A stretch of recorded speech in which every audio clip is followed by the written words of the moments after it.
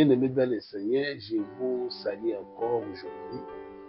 Nous sommes toujours avec vous pour parler de notre grand sujet, ce que nous avions depuis longtemps commencé.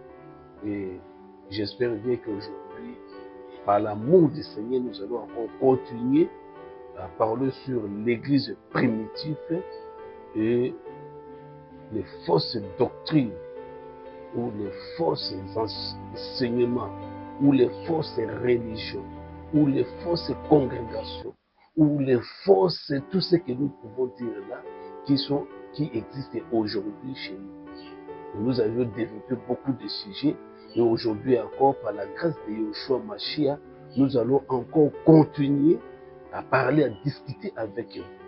Mais ce que je vous demande, il faut nous écrire, il faut parler, parce qu'il s'agit de collaborer, toujours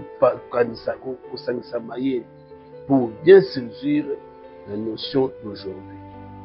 Alors, avant toutes choses, nous ne pouvons plus continuer ça pourtant. Le Saint-Esprit qui nous a fait de nous sa maison, qui habite en nous, intelligence et sagesse, afin que tout comprendre aujourd'hui, nini ezoleka. Toujours ça la prière, on passe aux amis, pour ça la prière. Jésus-Christ est par ton Esprit Saint, tu avais dit, jamais tu nous laisseras orphelins, tu seras avec nous tous les jours jusqu'à la consommation du siècle. Et que maintenant, là, Seigneur, nous voulons parler de ta part. Je sais que beaucoup seront touchés pour suivre, attendre tes oracles. Nous demandons que par ton amour, que tu nous assistes par le Saint-Esprit, afin que du début jusqu'à la fin, que moi je disparais, toi tu apparais, Seigneur, dans ma place, pour communiquer quelque chose, Seigneur, à nos spectateurs, à toute personne, Seigneur, qui sont devant leur téléphone, leur petit écran, pour suivre cette émission. Nous te bénissons, Seigneur, parce que tu as dit, tu demeureras et tu seras avec nous. Pambola moma on et les Kimia, na kombo na Yesu Christ, Seigneur notre vie. Amen. Alors, bien-aimés, nous allons commencer avec notre lecture. Nous lisons la parole de Dieu, 2 Timothée, chapitre 3, verset 1, et nous allons descendre jusqu'au verset 3, pour comprendre ce que l'Écriture du Seigneur nous dit. 2 Timothée, chapitre 3, commence par le premier verset. Sache que dans les derniers jours, il y aura des temps difficiles, car les hommes seront égoïstes, amis de l'argent, fanfarons, hautains, blasphémateurs, rebelles à leurs parents, ingrats, irreligieux, insensibles, déloyaux, calomniateurs, intempérants, cruels, ennemis des gens de bien, traîtres, emportés et enflés d'orgueil, aimant le plaisir plus que Dieu, ayant l'apparence de la piété, mais régnant ce qui fait la force. Éloigne-toi de ces hommes-là. Éloigne-toi de ces hommes-là. Il en est parmi eux qui se produisent dans les maisons et qui captivent des faibles femmes chargées de péchés, agitées par des passions de toute espèce. On saute pour lire 2 Timothée toujours 4, 1 à 3 aussi. Je te conjure devant Dieu et devant Jésus-Christ qui doit juger les vivants et les morts, et au nom de son avènement et de son royaume, prêche la parole, insiste à toute occasion favorable ou non, prends ceci, exhorte avec toute douceur en instruisant, car il viendra un temps où les hommes ne supporteront pas la saine doctrine, mais ayant la démageaison d'attendre des choses agréables, ils se donneront une foule de docteurs selon leurs propres désirs, détourneront l'oreille de la vérité et se tourneront des fables. Mais toi, sois sobre en toutes choses, supporte les souffrances, fais l'œuvre de l'évangéliste, remplis bien ton ministère. Voilà, ce sont des projections de lecture que nous allons faire déborder avec vous. Nasengi bien aimé, Tolanda. Parce que mingi ezotambusa biso eza lisusu ya bonzambe te mpona bacérémonie ndenge balobi même apôtre Paul azoloba na acte des apôtres chapitre 14 verset 23 ntango aétablir tolobi 21 23 ntango aintroduire alobi na basien boyebaki après mon départ bakosintroduire balou cruel oyo bakoépargne troupeau. Alors dans l'église primitive, que c'était une église où le Saint-Esprit azalaki patron. C'est le Saint-Esprit qui dirigeait toutes les activités de l'église. À côté na kati na batu et à komisi bango ba temple de Dieu. Le Saint-Esprit, il a fait déjà des temples, batu ba komi ba nouvelle créature. Nde bazo conduit église de Dieu, église primitive, et c'est là qui église y a silogate, ce n'était pas des églises où on parlait de n'importe quoi, mais c'est le Saint-Esprit qui était avec les apôtres pour que à Tangu Sabango, il va introduire le fondement de l'église pour biso le lot soit trace, soit traçabilité, tout banakolanda. Mais aujourd'hui là, Tolobaki, après mort des apôtres et des anciens qui étaient avec les apôtres, et suite de la persécution intense, les chrétiens comme des brebis sans berger. Qui par-ci par-là, parce que œuvre oyo bango, misala oyo ya ba chrétien, qui permettre de vivre normal dans la société. Et ce qui peut permettre que bazala na kimia alors bazala qui persécuté pe bazala qui nyoso pour étouffer la parole de Dieu pour parole est hors de sens nango ndeto monaki na nzela ya constater première église oyo ebimaki organisationnelle asalaki oyo ba doctrine asali oyo ba makambu akotisi ba livre ndenge na ndenge dans les mesures où a éloigné la texte original où ils allaient parler de comment est-ce que Saint-Esprit a dirigé l'église, s'introduire pour détruire, pour étouffer la parole de Dieu, parce que qui source mingi, il y a une cérémonie autour parce que bien sûr dans la kozanga koyeba dans la ignorance mais ezana ba oyo vraiment basala na kati na ba pacte parce que ba cérémonie wana ezaka justifier na ba pacte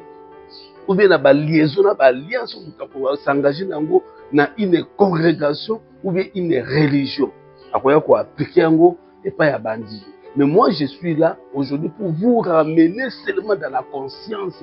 Que vous avez apôtre Paul a dit que vous êtes de la race royale. Les jours où tu avais cru,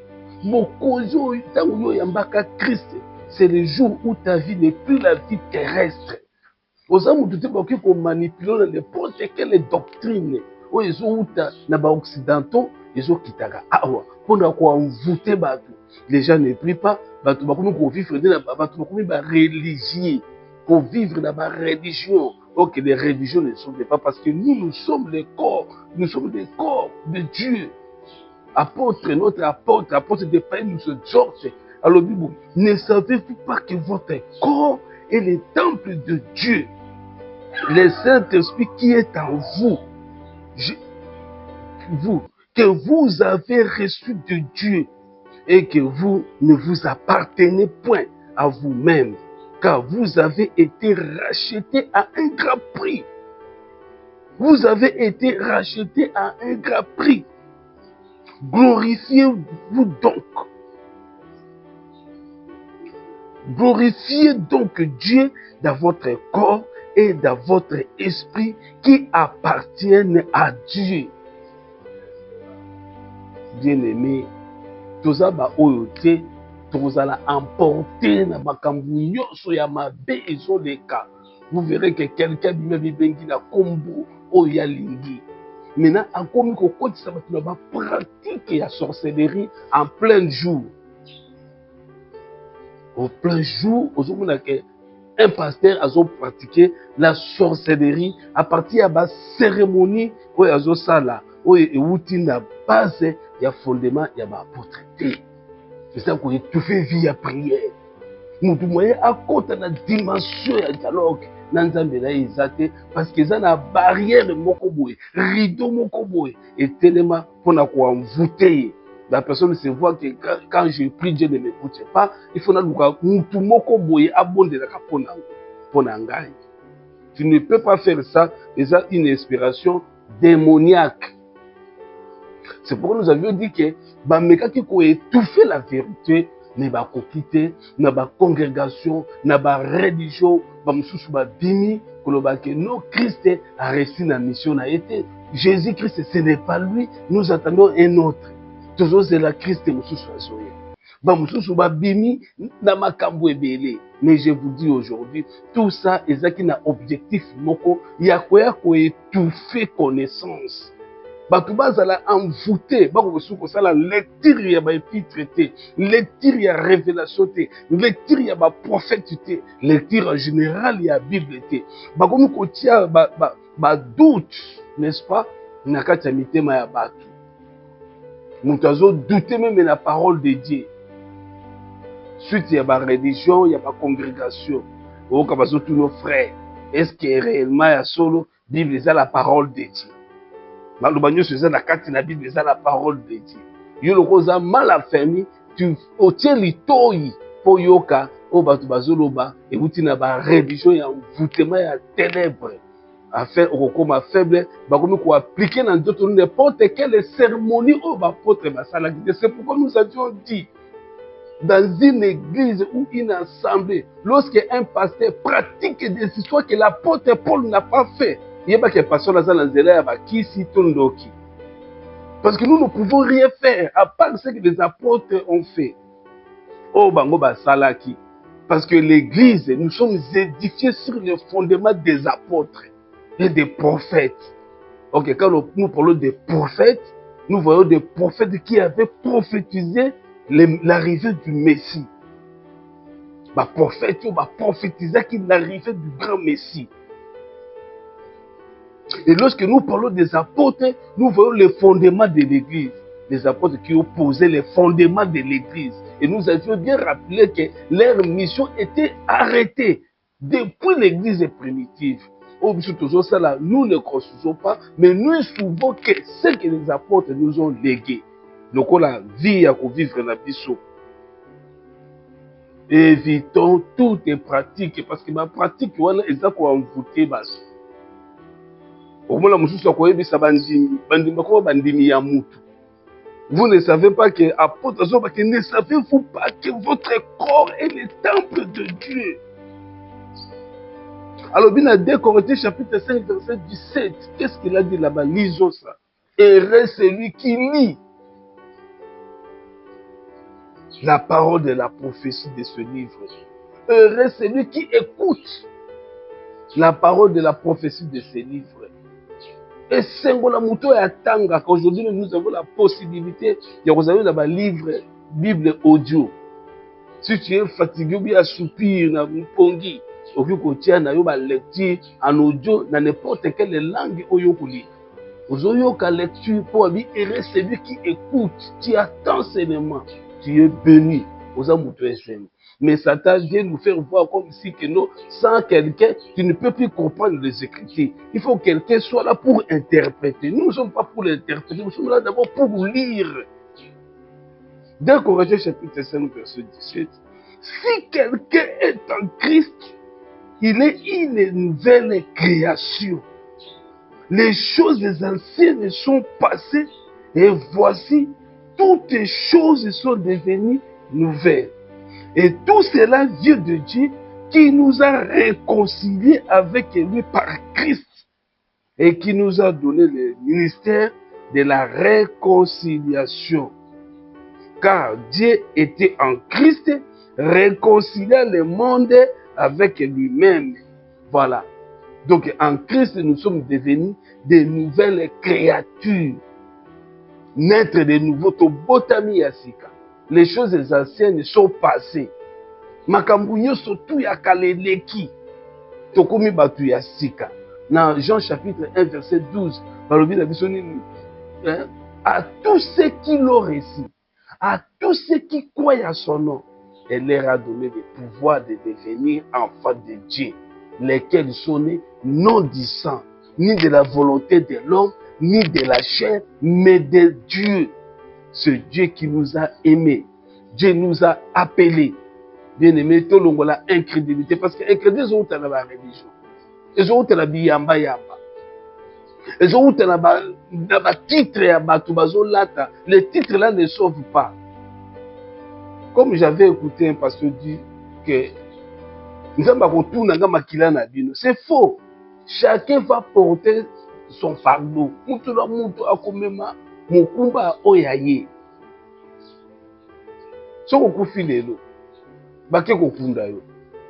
Parce que atikala bambiasi na ye, atikala ba viva, atikala bisengo na ye, kolia badini, kolia mbongo na ye. Mais toi tu es enterré. Tu entends quoi? Le son de la trompette. Ninde koyo kiso so ya trompette. Eza foi na yo en Christ. So koza la foi en Christ comme une nouvelle créature, lorsque la trompette va retentir avec la foi en Christ, parce qu'ils ont profité aux lieu de repos des âmes, au koyoka so ya trompette, t'as une puissance, au kola t'as un corps incorruptible, ou eko bimisa na kati na dilita, et les vivants qui seront restés vont te voir, avec et ensemble nous allons maintenant partir, aller à la rencontre de notre grand roi dans les airs, pour demeurer pour toujours à l'éternité. Maintenant, les œuvres là, à partir de lecture de la Bible, parce que la Bible est allée guide. Ils ont orienté biso ni le tokoki kosala. Ils ont laissé biso moto na biso oyo biso tozali.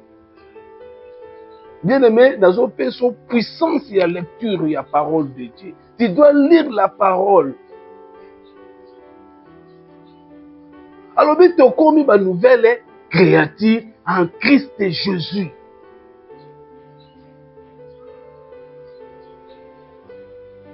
Ah, mais quand vous avez été rachetés à un grand prix, glorifiez donc Dieu dans votre corps et dans votre esprit qui appartiennent à Dieu.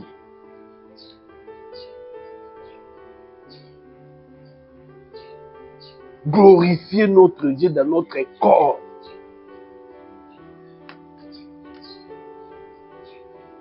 Ma fausse religion intervient pour détruire basala organisation, poser ma doctrine na bango, mais ma doctrine éloigner mutu na aspect divin.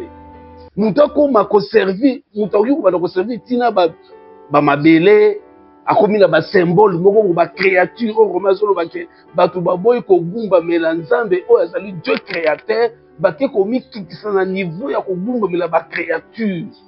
Ba représentation, ba image. Au moins dans l'église, nous sommes contre la image yandeke. Tu ne sais même pas pourquoi l'image yandeke est dans la carte ensemble. Non, bien aimé. Tout ça la carte n'a pas représentation, ba image té. Nous avons un Dieu, comme nous avions dit dans l'ancien temps, bato bazaki ko adorer na kombo moko bazoye baté. Alors bazaki ko pesa nzambe ba kombo c'est dépendant na ba quoi, je vais na ba manifestation ya nzambe azosa na kati ya bobo na ba. Maintenant aujourd'hui nous avons un nom. Christ dit que je me glorifie maintenant parce que je l'ai fait connaître les noms. Mais pourquoi kozonga lelo na kati na komi baby ça bien aimé dans le Seigneur. Bien aimé dans le Seigneur, nous devons être prudents. na ba pratique et surtout que j'insiste na ba pratique nyonso esalemaka eza ba liaison oyo bazokotisa na monde moko ya ténèbres. Ce sont des liaisons. Moko na yebi bandimi ne babimaka kaka mai. Ba mai wana mai batekaka yango 500 francs ya koteka kuna na $1, $2. Quel commerce? Église ezali monnaie te. Omona bandimi bakosomba bazokende na ba mai musa boza komela mai. Ba musume bakoma ti kosukolaka bango. Wana ezali degré moko ya envoûtement supérieur. Okoti na ba alliance ya délivrance. Ba luka ba longolo na kati place yo okoti. Parce que tu ne sais pas jusqu'aujourd'hui que ton corps est le temple de Dieu. De Balobi na 1 Corinthiens chapitre 3 verset 16. Ne savez-vous pas que votre corps est le temple de Dieu et que le Saint-Esprit de Dieu habite à vous? Celui qui détruit son corps, il sera aussi détruit. Si on a un nzoto na kati na ba symbole moko ozoye ba sens nango te. Mais on invoquer nzambe na ondenge nini? Ndenge tolobaki la prière pour la biso ezaka site ya dialogue. Mutu azala ba intention, n'est-ce pas vrai que Allah qui savons dans le Christ, parce que nous avons déjà un nom autre belela, le nom de Yehoshua Mashiach. Nous avons des problèmes. Donc, on n'a pas à Christ. En priant, le Saint-Esprit nous aide dans notre faiblesse parce que lui-même est le véritable intercesseur. Il intercède pour nous afin que nos prières puissent être exaucées au trône de Dieu. Na trône Yanzambi. Mais quand toi, maintenant, on s'affaiblit dans ma pratique, il y a qu'on fout comme la kabatu. Toi, tu ne peux pas t'agenouiller devant un homme. Oh, apôtre Paul Azoloba, j'ai fléchi mes genoux devant Christ. Seul. Ma bolongo na yo na humiliation nyonso ekoya kandi na se ya Christ. Non na kati na mutu. Kolanda mutu ko apprécier mutu te pona bato aza na bango. Akoki kozala na 1000 fidèles, mais baza ba pourri.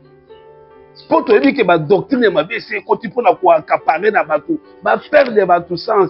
Au côté de l'église, ba bi na ba kuta levement te, ba yebi na ba kuta apocalypse te, ba yebi fin de temps te, ba yebi ba jugement à trône blanc te, ba za na kaka na ba maté moko terrestre yango to tangaki aba bi na biso ke na dernier jour bato ba kozana na posa ya koyoka ba maloba o eza complet bango. Ko sepelisa nzoto na bango. Ba père de trajectoire, ba enseignement ou epesa biso force ya ko quitter monde, bato ba longwe nango. Maintenant ba komi na ba enseignement moko ya ba matériel ezanga nango tina. Okokende la poto amen, okobala boye amen, les histoires là, mais la parole qui fait le fondement. Oh apôtre alobi que j'ai posé un fondement solide comme un bon architecte a posé un fondement solide. Toza édifié sur quoi on a ba enseignement ya ba apôtre. Mais au comment na ba prédication, et ça les sous-souté. Matin église est comme la partie politique. Au côté la carte une église au côté ba image ya ba photo ya ba pasteur ya ba. Mutazu image na ye, aki au côté ça na carte soit déjà un temple. Il y a église où on dit que ça lié au Saint-Esprit à Kitaka. Pourquoi des images? Pourquoi des représentations? Et ça envoûtement, et ça sorcellerie, et ça quoi envoûter le peuple de Dieu pour perdre des visions, perdre des visions. Il y a des choses sur l'autre côté, au bas comme ça. Nous avons posa na biso. Je connais. Yo moko ebi jour obotamaki ba ebisai. Ba komeli o date abotami le 16 juin 1904. Ce jour wana yo obotami ba komeli o date. Mais jour okende kokufa to ebité. Jour wana ba yebaka ngote. Alors il faut se préparer. to se préparer to longwa na enseignement o eza ko bebi ko sisa kabiso ba vie de prière, ba vie de méditation journalière, ba vie de méditation personnelle. To longwa na ba enseignement o eza ko distraire biso po to bien que bazoluka moyen ko effacer trace église primitive ezala lisusu te. Batu bakomi ko sala ba représentation, bakomi ba personne intermédiaire. OK, to malobi na biso que il n'y a pas d'intermédiaire entre Dieu et les hommes. Pour moi, entre Batuna Nzambi, pour les Christ et homme, il fallait Yesu comme Samutu, à la Tanzoto. Comme les enfants participent au sang, lui de même, il a participé au sang. À la Tanzoto ya Makila, à l'Ekanango Nambeka, pour s'installer comme intermédiaire entre les hommes et Dieu. C'est Jésus-Christ seul. Nous tous, nous sommes des frères. Toza ba frère bien-aimé. Même apporte Pierre Azobenga, frère, abi bien-aimé frère Paul. Apporte Pierre Alobi, bien-aimé frère Paul. Maintenant, toi, tu te distrais avec les gens au bazar pour enseigner makambo yo, Bible et l'obité, ils ont consommé yo. Babango me komi lokola banganga kisi. Kotalisa moko alobaki soko ye kaka osombi fiche ekomi hôpital de Tony osombi fiche ya consultation eza na $10. Ça c'est la sorcellerie. Oza simple personne parce que mutu azoa ko se faire consulter pa na yo azape na ba don aza na don oyo oza na ngote. Pour Bible dit que chacun de nous mettre à la disposition des autres les dons qu'il a reçus. Il y a aussi peut-être des dons et enseignement. On a eu dons peut-être il y a guérison. On a eu dons peut-être il y a surveillance. On a eu dons peut-être il y a prophétie. Ainsi de suite. La Bible a conclu pour la unité à foi chrétienne que chacun de nous mette à la disposition des autres les dons qu'il a reçus. Bien-aimé dans le Seigneur. Tozonga. Totika tolonga la katina distraction. Bazoluka baboma scatologie ezaka lisusu te ba doctrine mususu ebima eza ko nier même enlèvement de l'église okuta débat sur ça moko azotuna frère yebisa biso sikoyo tokomemama toke na likolo ndenge nini yebisa biso bazo nier même enlèvement de l'église na ba enseignement wana bakozwa yo bakomi kopesa ba enseignement. Oh, eza na bona trace moko te na église primitive. Il faut que l'on a ba église wana bien aimé. Et puis ba enseignement et comme koya ko kota na kata nzoto na yo et loko liboso ko katapon cette espèce à la affaibli, cette espèce à la attristé na kati na yo. Au babi na 1 Corinthiens chapitre 6 verset 19 à l'obi, ne savez-vous pas que votre corps est le temple de Dieu, le temple du Saint-Esprit, le temple de Christ qui est en vous, que vous avez reçu de Dieu et que vous ne vous appartenez pas à vous-même. Toza ya bisote, tango zo sala makamune ba ke pari ya Nzambe sikoyo kozala ni. Tu fais toutes ces choses-là. Par Yanzambe, parce que vous allez corps, vous allez édifier le fondement de l'apôtre. Au bon temps, vous avez une nouvelle créature par la foi en Christ. Vous avez une nouvelle cité. Vous avez un peuple du royaume de Dieu. Vous avez une qualification. Vous avez une récompense, il y a une couronne. Maintenant, vous avez une distraction. Pourquoi? Yo muto ndimela déjà Christ ba délivre kayo kaka pa ya muninga no mutu. Chaque fois que muninga no mutu on a délivre kayo kaka. Mais tu as déjà réussi. Au commis une nouvelle créature. Quel degré à sorcellerie et à envoûtement. Il faut mettre à niveau bien aimé. Tout le monde a la classe, bana biso ya classe. Une fois que a eu diplôme d'état à quelle université. Ce qui a dit qu'à 3 ans a commis licencié. Ce qui a dit qu'à 2 ans a commis master. Ce qu'on va dire, c'est 3 ans, a commis docteur 1. Mais yo bando banda ko sambela. Oyo kaka, mosali ya nzambe ye wana ye. Mutu na ode yeseke kuna. Bakomi ko pakolo ba mafuta. Bazo pakola yo, bazo peso baba yo zo mela, bazo peso mabelo zo lia, bazo kotisa yo na faiblesse, pe bazo zo esprit na yo, bakele ko utiliser yango pour na profit na bango, pour na profit na bango parce que ozo comprendre te. Yango na zo peso esprit à lecture ya Bible. Tanga ba épître, tanga apôtre Paul, tanga acte des apôtres parce que ancienne alliance mobimba za interprété la nouvelle alliance. Oui, l'Obama Kapuna, ils ont interprété la nouvelle alliance. Il y a un apôtre Paul qui a insisté. Alors, il y a que chaque frère lit néanmoins cette lettre. Cette lettre soit lue à tous les frères. Ils ont insisté. Alors, il y a Thessalonique, il y a Laodicée. Après avoir lu vos documents, expédiez-les à ceux de Laodicée et ceux de Laodicée, vous l'expédiez leur. Donc, il faut expédition à ma lettre afin qu'il t'ose à la façonner pour t'oser l'avènement du Seigneur Jésus-Christ. Pour récompenser biso. Mon désolé, comme on a souka, tout le monde a pas makambo belé na mokibi. Mais nous devons nous attacher à Dieu par les documents apostoliques. Pas aux ezali ko bima na ba minoko ya batu. Apostolique. Il faut tout là ta document. Apôtre dit que vous serez sauvés seulement si vous retenez avec des termes les mots que moi je vous ai annoncés. Autrement, vous allez crier en vain.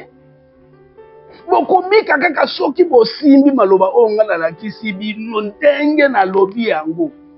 Autrement qu'on demande à bino eza pamba. Donc, ce que nous avons dans l'église primitive, pour que Dieu vive dans la carte de la vie, nous devons retourner. Nos passés doivent être retournés.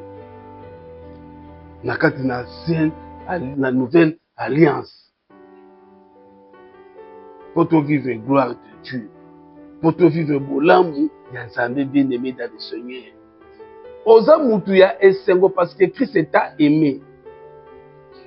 Ce que nous avons dans Colossiens, chapitre 2. Colossiens, n'a pas son valeur au yo zakanango, peut-être yo au ignoraka yango. Tous les livres à Colossiens, chapitre 2, versets 14 à 16. Et puis au Tangi, Colossiens, chapitre 3, verset 1. Colossiens, chapitre 2, verset 14 à 16. On lit d'abord ces versets. Et fortifié biso de sous en Christ et Jésus. Il a effacé l'acte dont les ordonnances nous condamnaient et qui subsistaient contre nous. Sur la croix, Christ a effacé l'acte.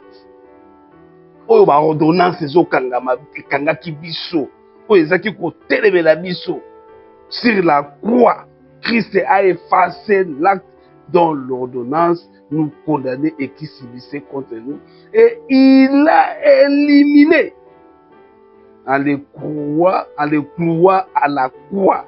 Il a dépouillé les autorités. Libre. Les fils vous affranchiront et vous serez réellement libres. Les autorités, et les a livrés publiquement en spectacle, en triomphadère par la croix. Voilà. Donc Christ a effacé, n'est-ce pas bien aimé, l'acte dont l'ordonnance, l'acte dont les ordonnances nous condamnaient et qui subsistaient contre nous. Parce que nous sommes des enfants de Dieu, nous sommes de nouvelles créatures, nous ne devons jamais retourner dans la liaison, n'est-ce pas, dans la liaison, dans la organisation humaine, pour étouffer la vie de Dieu.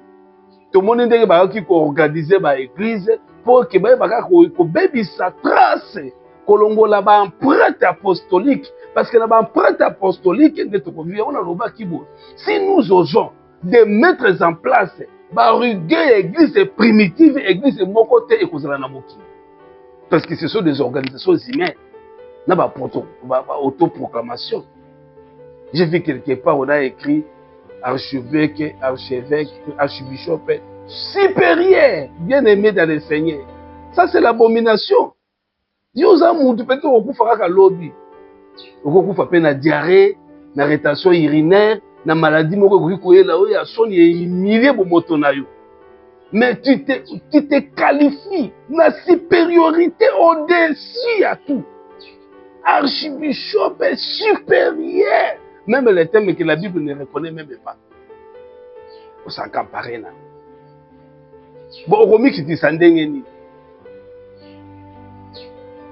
On remet qui dit Sandengeni. C'est pourquoi Totangi Awa, pour na kende mbangu na Colossiens chapitre 3 verset 1.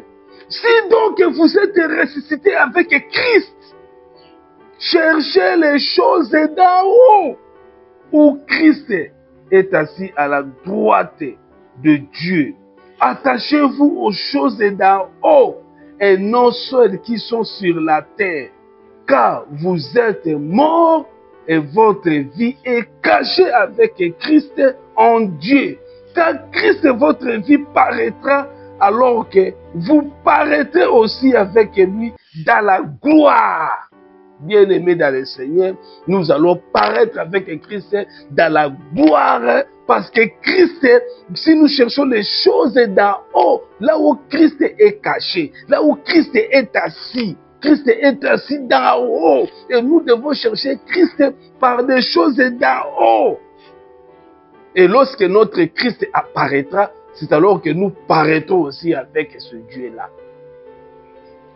Longwa la kati na babi yamba. Longwa la kati na ba cérémonie à sorcellerie, envoûtement. Il n'y a plus une personne intermédiaire. Même pas un ange. Alors qu'il y a un intermédiaire entre Christ et Nabatou, parce que lui-même était un pont. Il s'est fait intermédiaire. Il a porté un corps humain pour même en action, à relier, n'est-ce pas, les cieux et la terre. Et ça a connexion. Alors, toutes ces cérémonies, tous ces titres que nous portons, c'est pour envoûter nos âmes, pour être comme un kilo, la prière. Parce que la prière, c'est seule puissance, c'est seul moyen efficace pour être en communion ou en relation avec l'activité suprême de Dieu. Et on a dans bien aimé, ton chercher si réellement Christ est ressuscité, chercher les choses d'en haut. Là où Christ est assis à la droite de Dieu. Et lorsque Christ va apparaître, lorsque nous allons chercher les choses d'en haut, c'est alors que nous allons aussi apparaître avec Christ dans les airs. Les morts en Christ vont ressusciter. Nous, les vivants, nous serons transformés. Et ça, correct. Donc, comme déjà on a fait, parce que malgré que Balouka qui va étouffer l'église primitive, va toucher source et l'église où ils allaient colonne et l'appui de la vérité, n'a pas slogan, n'a pas dogme, n'a pas doctrine, oyabango, mais la puissance de Dieu est manifestée. Nous avions dit que vers 1900, l'église pentecôtiste qui commettre jour et bimi, et puis vers 1930, les ensembles de Dieu qui commettent. Babima qui n'a rien pour nous faire retourner puissance apostolique. Pour Babiloko mingi ba cérémonie mingi ça qu'on a pratiqué. Bango ba yaki ko abolir yango parce que c'est qu'il y a tout en enfer parce que ce n'était pas de Dieu. Et aujourd'hui, où sont les pentecôtistes? Aujourd'hui, où est l'assemblée de Dieu? Les assemblées de Dieu sont où? Pour bazongi sa réforme au ezalaki. Des bien-aimés dans le Seigneur, aujourd'hui néanmoins, avec un peu de mots que nous avons essayer et à ça pour tobimisa image à Christ, que nous devons chercher les choses là-haut. Que Christ est notre lumière, la vie de l'humanité t'assiste à longisayo obima, au long de la prière, la lecture biblique, que Dieu soit avec toi pour toujours. Amen.